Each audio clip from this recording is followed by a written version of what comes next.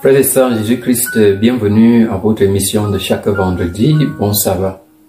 Voici le sabbat, le jour de repos, sanctifié par notre Dieu.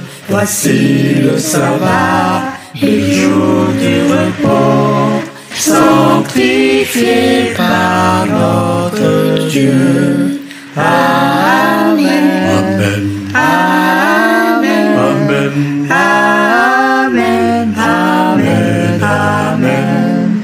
Amen. Amen.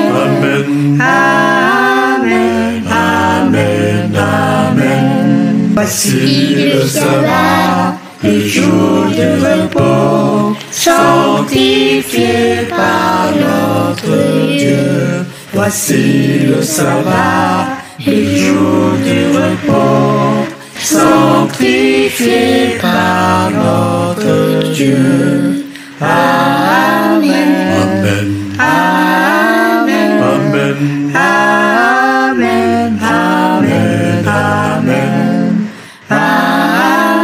Amen. Amen. Amen. Amen. Amen. Nous sommes en train de clôturer les 10 jours de prière mondiale pour cette année 2023. Retour à l'autel, tel est le thème qui a meublé nos soirées du 11 au 21 de ce mois. Je me souviens du même programme l'année passée, les 10 jours de prière mondiale, un programme tenu dans une ambiance continentale de Coupe d'Afrique des Nations, CAN Total Énergie 2021, joué du 9 janvier au 6 février 2022 au Cameroun. Quelques jours avant le coup d'envoi de cette grande compétition de football au Cameroun, les 10 jours de prière débutaient et s'étalaient du 5 au 15 janvier de l'année passée. Et sous le thème « Les trois anges nous enseignent, nous exhortent à prier ». Vous vous en doutez, il devait y avoir conflit. Les membres l'avaient pressenti très tôt. Honoré au programme des 10 jours de prière, alors que la compétition se déroule, allait être un grand conflit pour plusieurs passionnés de football. Ce n'était pas facile d'entendre les cris de jubilation de but et de rester concentré dans la prière. Fallait-il accommoder les heures de prière aux horaires des matchs? Fallait-il inviter les voisins à regarder le match ensemble pour qu'après nous puissions prier ensemble? Ces questions ont révélé l'existence de plusieurs experts en missiologie dans les rangs de nos membres. C'est chacun qui allait de son argument conciliant le football et la prière. Dans les églises en zone rurale, les membres qui avaient un équipement approprié pour transmettre les matchs, télévision, antenne canal SAT, groupe électrogène, plaque solaire, mettaient ce matériel à disposition, non pour accueillir le culte de début du sabbat dans toute leur demeure, mais pour accueillir eux-mêmes de nombreux spectateurs pour cette rencontre. Ils en étaient des facilitateurs.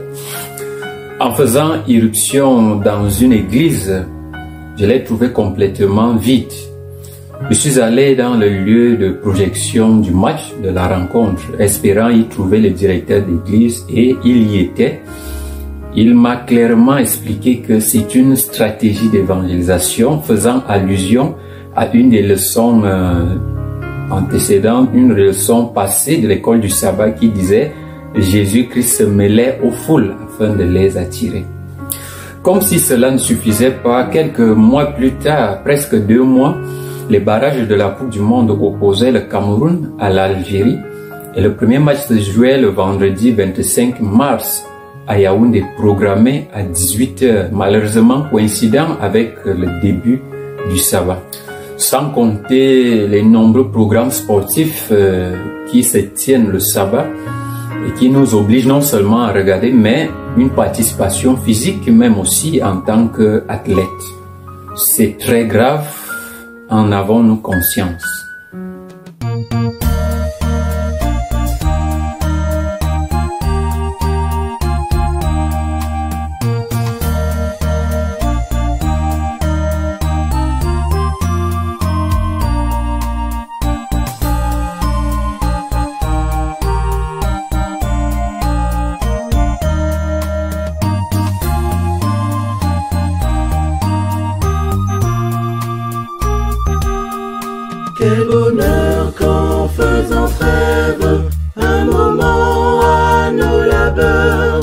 L'aube du Saint-Jour se lève dans le ciel et sous la garde invisible de son ange protecteur, le foyer s'endort paisible.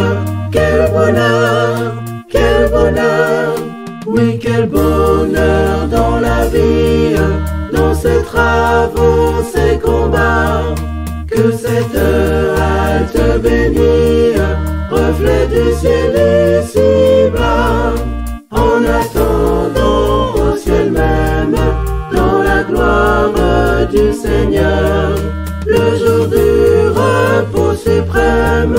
Quel bonheur, quel bonheur.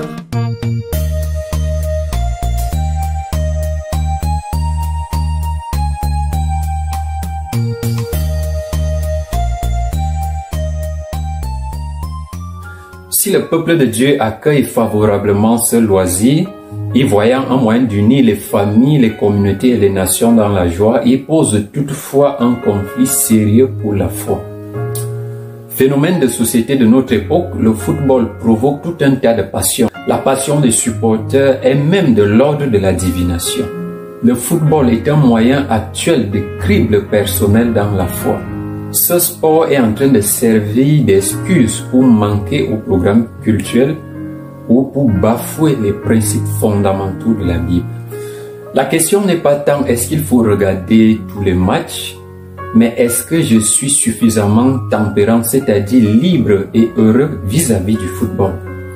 Je peux très bien être dans le cas où je regarde tous les matchs avec une saine passion, tout en étant parfaitement libre, donc sans me faire de mal. Mais je peux aussi être dans un cas où je voue un culte au football.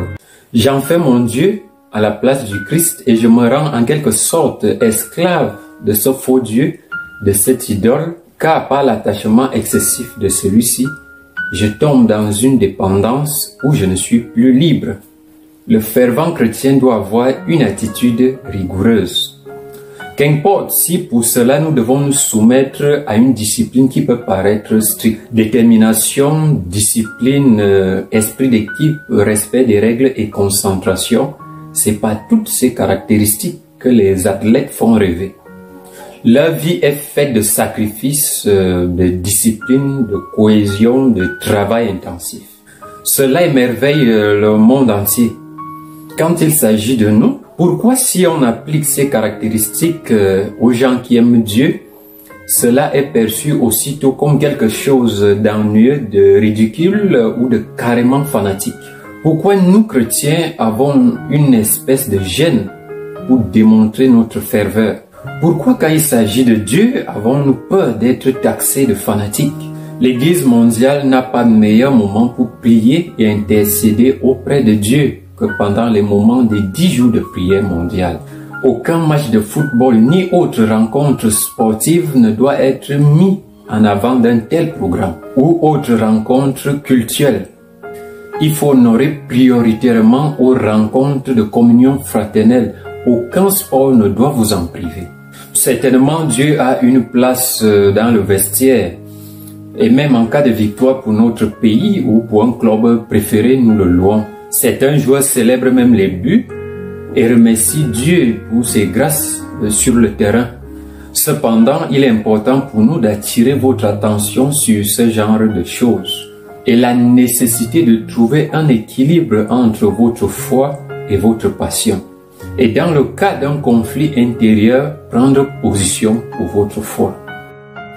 Tu aimeras le Seigneur ton Dieu de tout ton cœur, de toute ton âme et de toute ta force. Deutéronome 6, verset 5. C'est mon petit conseil pour tous les fervents chrétiens passionnés en ce début du sabbat. Bon sabbat et à vendredi prochain. Joyeusement nous saluons le saint jour du Seigneur. Avec bonheur nous adorons Dieu notre Rédempteur. Dans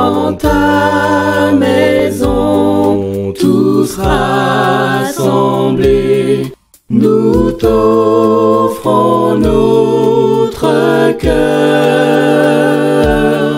Reçois nos hommages sacrés, ô notre Dieu sauveur.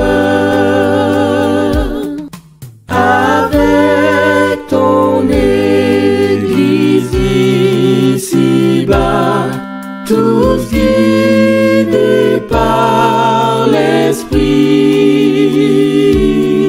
nous prendrons part au saint combat du Seigneur Jésus-Christ.